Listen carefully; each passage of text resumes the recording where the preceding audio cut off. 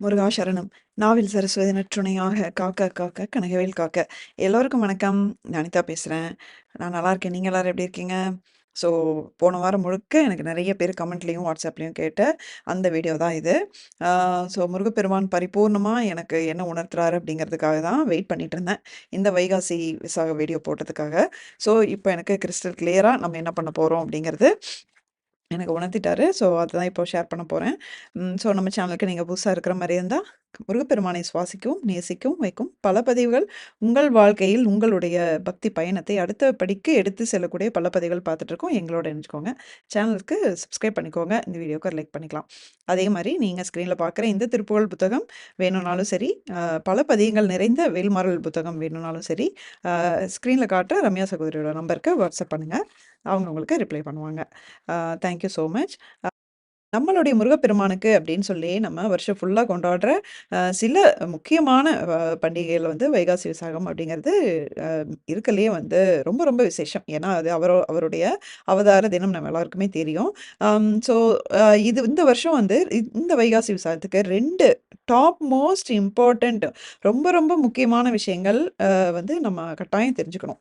So அதுக்கு முன்னாடி நம்ம எல்லாருக்கும் மோஸ்ட்லி தெரிஞ்சிருக்கும் அப்படின்னாலும், தெரியாதவங்களுக்காக வந்து நம்ம இது சொல்லணும். ஸோ வைகாசி விசாகம் அப்படிங்கிறது பார்த்தீங்கன்னா, வைகாசி மாசத்தில் வரக்கூடிய விசாக நட்சத்திரமும், பௌர்ணமி திதியும் சேர்ந்து வரக்கூடிய அந்த நாள் தான் வந்து வைகாசி விசாகம். அன்னைக்கு தான் நம்மளுடைய சிவபெருமானுடைய நெற்றிக் கண்ணிலிருந்து 6 தீப்பிழம்புகளா உருவாகி நமக்கு தெரியும் முருகப்பெருமான் எதுக்கு அவதாரம் எடுத்திருக்காருங்கிறது நமக்கு நல்லாவே தெரியும். சூரனை அழித்து நம்ம அந்த மனித குலத்தை வந்து காப்பதற்காக கருணையின் வடிவமாக, ஒரு ஞானத்தின் வடிவமாக வந்து சிவபெருமானிடமிருந்து தோன்றிய நமது முருகப்பெருமான் அவதரித்த அந்த தினம் தான் வந்து வைகாசி விசாகம். ஆ ஸோ அதனால நமக்கு இப்போ முருகப்பெருமானுக்கு இது எவ்வளோ ஒரு சிறப்பு வாய்ந்த நாள் அப்படிங்கிறது சொல்லவே தேவை கிடையாது.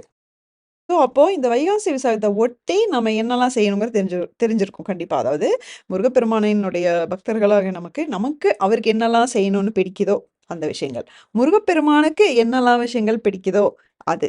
2யுமே நம்ம செய்யணும். அதே மாரி முருகப்பெருமானுக்கு பிடிக்காத விஷயங்கள் அப்படிங்கிறத நம்ம தவிர்க்க பழகணும். அந்த ஒரு நாள் மட்டும் கிடையாது. அந்த வைகாசி விசாகத்தை ஒட்டி நான் முருகப்பெருமானுக்காக எனக்கு பிடிக்காத குணம் வந்து நான் விடப் போறேன். அப்படி கூட வந்து நீங்க ஒரு நியூ இயர் ரெசல்யூஷன் இருப்பாங்க இல்லையா? அந்த மாரிங்க ரெசல்யூஷனாக ஒரு சேலஞ்சா கூட நீங்க எடுக்கலாம். அவருக்காக அந்த நாள ஒட்டி ஆரம்பிக்கிற விஷயங்களுக்கு அவரே வந்து தாராளமா உங்களுக்கு ஹெல்ப் பண்ணுவாரு. ஸோ இப்போ எந்த நாள் வந்து வைகாசி விசாகம் இந்த வருஷம் வருது அப்படிங்கிறது தான் ட்ரிக்கி. அங்க தான் வந்து முக்கியமான அந்த முதல் விஷயத்த வந்து இந்த இடத்துல நம்ம நோட் பண்ண போறோம்.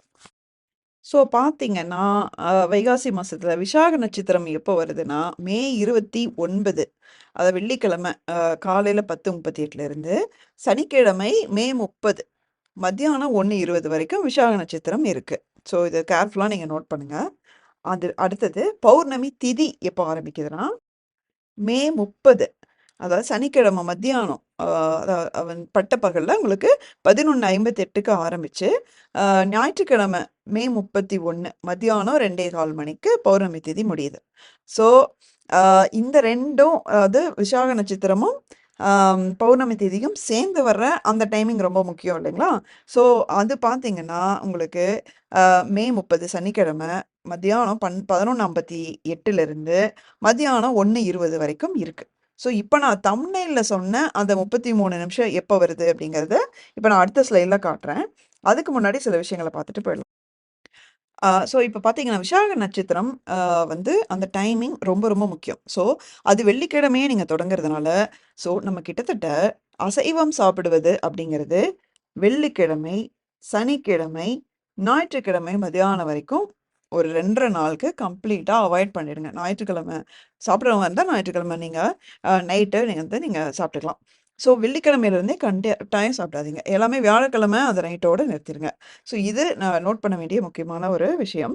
அ உங்களுடைய மெயின் பூஜை, அதாவது அன்னைக்குன்னு சொல்லி நீங்க என்னலாம் முருகப்பெருமானுக்கு நெய்வேத்தியமெல்லாம் பண்ணி சிறப்பா பண்ணணும்னு இருக்கோ, அந்த பூஜைய வந்து சனிக்கிழமை வச்சுக்கோங்க. அ ஏன்னா சனிக்கிழமை தான் இங்க வந்து முக்கியமான நாள் இங்க. ஸோ விரதம் எடுப்பவர்கள், அதாவது முழுசா நான் வந்து சாப்பிடாம விரதம் இருக்கிறேன், உடம்பு நிலைமை எல்லாம் ஒத்து வர்றவங்களுக்கு, நீங்க வந்து சனிக்கிழமை விரதமா இருந்து, சனிக்கிழமை சாயந்தரம் நீங்க விரதத்த முடிச்சுக்கலாம். ஆக்சுவலா. ஏன்னா சனிக்கிழமை தான் இங்க முக்கியம். ஏன்னா பௌர்ணமி திதியும் வர்றதும் சரி, சூரிய உதயம் வர்றதும் சரி, சனிக்கிழமை தான். ஸோ அது ரொம்ப முக்கியம். ஸோ உங்களுடைய பூஜை பார்த்தீங்க அப்படின்னா, அந்த பௌர்ணமி திதியும், விசாக நட்சத்திரம் சேர்ந்து வர்ற அந்த சனிக்கிழமை மத்தியானம் நீங்க வச்சுக்கிட்டீங்கன்னா ரொம்ப நல்லது.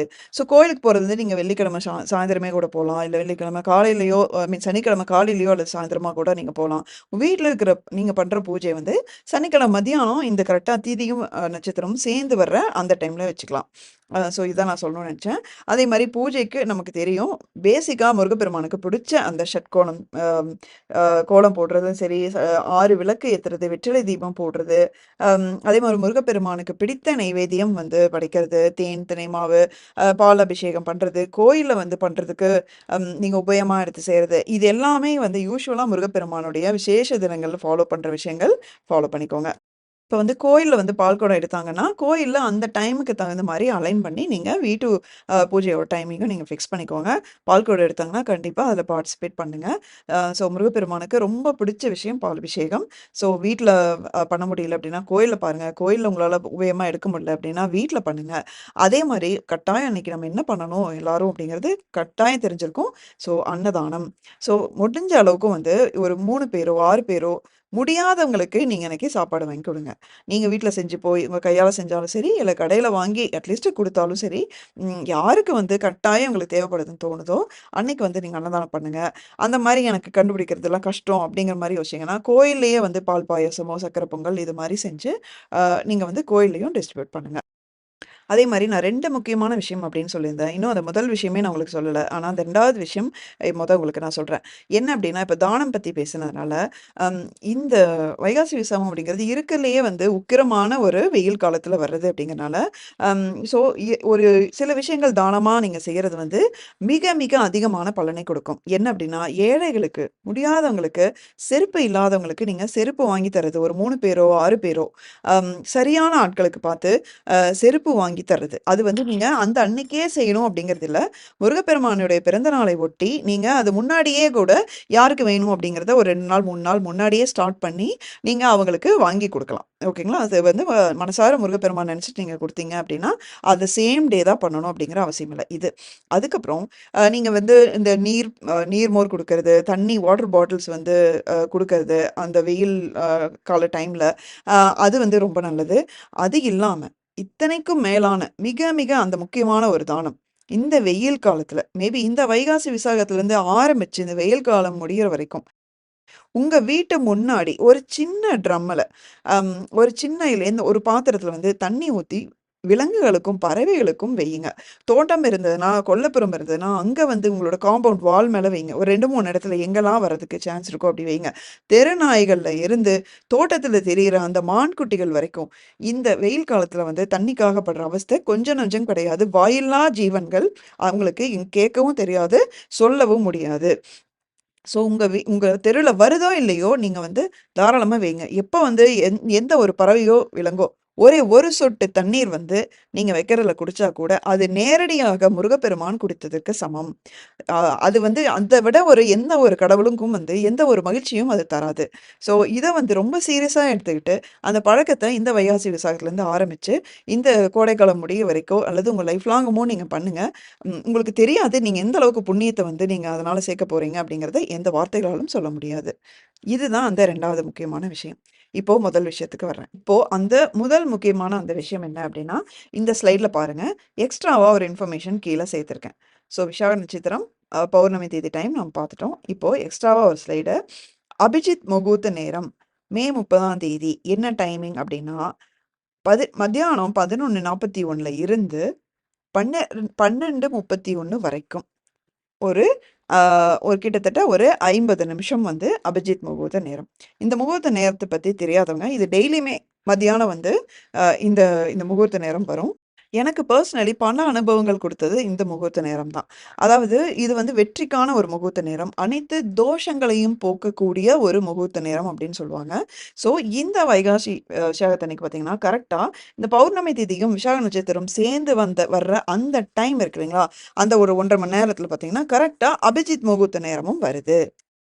ஸோ கரெக்ட்டா அந்த 11:58ல இருந்து 12:31 வரைக்கும், அந்த 33 நிமிஷமும் என்னென்ன விசாக நட்சத்திரம் வருது, பௌர்ணமி திதியும் வருது, அபிஜித் முகூர்த்த நேரம் வருது.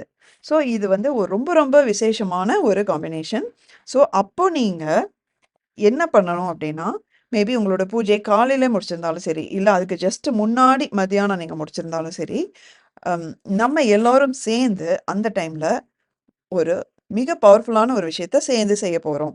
என்னன்னா, இந்த 33 நிமிஷமும் வந்து ஜஸ்ட் ஓம் சரவண பவ அப்படிங்கிற அந்த ஷடாட்சரத்த வந்து இந்த 33 நிமிஷமும் நம்ம உச்சரிக்க போறோம். கண்டிப்பா அது குறைஞ்சபட்சம் 1008 முறை சொல்ல முடியும். ஒரு 25 நிமிஷத்திலேயே பார்த்தீங்கன்னா, 1008 தடவ சொல்லிடலாம். 20, 25 நிமிஷத்திலேயே. ஸோ நீங்க அத தாண்டியும் நீங்க 1008 கவுண்ட் வர ஃபிக்ஸ் பண்றனாலும் பண்ணிக்கலாம். இல்ல அத தாண்டி அந்த 33 நிமிஷம் சொல்றனாலும் சொல்லலாம். இத விட முருகப்பெருமானுக்கு ஒரு மிகச்சிறந்த ஒரு பூஜை வந்து வைகாசி விசாகத்துக்கு செய்யவே முடியாது. இதுதான் நம்ம எல்லாருக்கும் நான் வந்து சொல்லணும் அப்படின்னு நெனச்சேன். நம்ம எல்லோரும் சேர்ந்து ஓம் சரவண பவ அப்படின்னு எழுதும்போது, முருகப்பெருமான் இவ்ளோ சந்தோஷப்பட்டு, ஈராக்ல இருக்கிற ஒரு சகோதரிக்கு வந்து அங்க ஒரு அக்னாலஜ்மென்ட் குடுத்தாரு. 2024ல நம்ம பார்த்துருக்கோம். ஸோ இந்த வைகாசி விசாகத்தன்னைக்கு நம்ம அத வந்து ரொம்ப பவர்ஃபுல்லான இந்த காம்பினேஷன் வர டைமிங்ல ரிப்பீட் பண்ண போறோம்.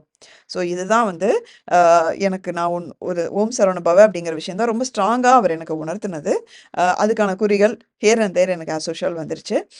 ஸோ இதுதான் நான் உங்ககிட்ட சொல்லணும்னு நெனச்சது. இந்த முகூர்த்த டைமுக்கே உரிய அந்த விசேஷம் என்ன அப்படின்னா, எந்த விதமான தோஷங்கள் இருந்தாலும் போக்கும். வெற்றியை கொண்டு வரும் அப்படிங்கிறனால, சில நல்ல விஷயங்கள வந்து பார்த்தீங்கன்னா, இந்த டைமிங்ல ஸ்டார்ட் பண்ணுவாங்க. ஒரு பிசினஸோ, இல்ல வந்து ஒரு வேலைக்கு அப்ளை பண்ற மாரி ஒரு இதோ, இல்ல தங்கம் வாங்குறது, சொத்து வாங்குறது, அதுக்கான அட்வான்ஸ் குடுக்குறது. இந்த மாரி நம்ம லைஃப்ல வந்து வெற்றி அப்படிங்கிற ஒரு விஷயம் வந்து ரொம்ப முக்கியம். சில முக்கியமான விஷயங்கள இந்த டைமிங்ல பண்ணுவாங்க.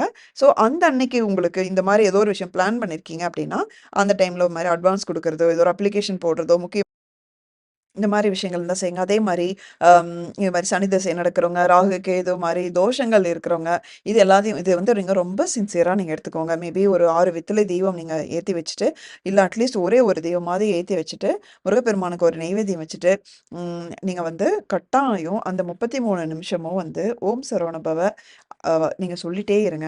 1008 தடவ முடிச்சுச்சு அப்டின்னா, நீங்க கந்த சஷ்டி கவசம் படிக்கலாம், வேல்மாறல் படிக்கலாம், திருப்புகழ் படிக்கலாம். உங்களுக்கான வேண்டுதல்னு சில விஷயங்கள் இருக்கும். அதற்கான திருப்புகழ் உங்களுக்கு ஆல்ரெடி தெரிஞ்சிருக்கும். ஸோ அது படிக்கலாம். நீங்க அப்படியே அந்த 33 நிமிஷம் தாண்டி கூட நீங்க தொடர்ச்சியா நீங்க அப்படியே படிச்சுட்டே வரலாம். அதே மாரி இன்னும் மிக மிக முக்கியமான இன்னொரு விஷயம் இருக்கு. அவருடைய நம்மளுடைய முருகப்பெருமான் ஞானத்தின் வடிவம். அவர் ஒரு ஞான பண்டிதர் நம்ம எல்லாருக்குமே தெரியும். ஸோ நம்ம வீட்டு குழந்தைகளுக்கும் கட்டாயம் அந்த ஒரு 33 நிமிஷம் வந்து உட்காந்து ஓம் சரவணபவ எழுத சொல்லுங்க. இல்லைன்னா வாயார உச்சரிக்க சொல்லுங்க. முருகர் முன்னாடி உட்கார்ந்து சொல்லுங்க. வைகாசி விசாகம்னா என்னன்னு அவங்களுக்கு சொல்லுங்க. ஸோ அத நீங்க எக்ஸ்ப்ளைன் பண்ணிட்டு நீங்க அத சொல்லுங்க. அவங்க மனசுல அது பதியும். கண்டிப்பா அவங்களுக்கு அவங்களுடைய என்ன துறையில இருக்காங்களோ, அதுல சிறப்பான வளர்ச்சிய கட்டாயம் முருகப்பெருமான் கொண்டு வந்து குடுப்பாரு. ஸோ பௌர்ணமி திதி பார்த்தீங்கன்னா, அ மே 31 மதியானம் 2 மணிக்கு தான் முடியுது. ஞாயிற்றுக்கிழமை மதியானம் 2 மணிக்கு தான் முடியுதுனால, அதனால தான் வந்து நீங்க முடிஞ்ச அளவுக்கு ஞாயிற்றுக்கிழமையும் வந்து அசைவத்த தவிர்த்துருங்க. மேபி ஞாயிற்றுக்கிழமை ஈவினிங் சாப்பிடலாம் ஓகே அப்படிங்கிற மாரி நான் சொல்லியிருந்தேன். முடிஞ்ச அளவுக்கு இந்த ஒரு 2 1/2 நாள் வீட்லயும் சமைக்காதீங்க. வீட்ல எக்ஸ்பிளைன் பண்ணுங்க. புரிய வைங்க. ஸோ அது எல்லாருக்குமே நல்லது.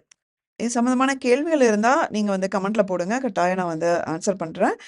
இந்த வீடியோ வந்து உங்களுக்கு யூஸ்ஃபுல்லா இருக்கு அப்படின்னு தெரிஞ்சதா லைக் போடுங்க. மறக்காம சப்ஸ்கிரைப் பண்ணிக்கோங்க இது மாரி பயனுள்ள பதிவுகளுக்கு. Thank you so much. அடுத்த வீடியோல பார்க்குற வரைக்கும். முருகா சரணம்.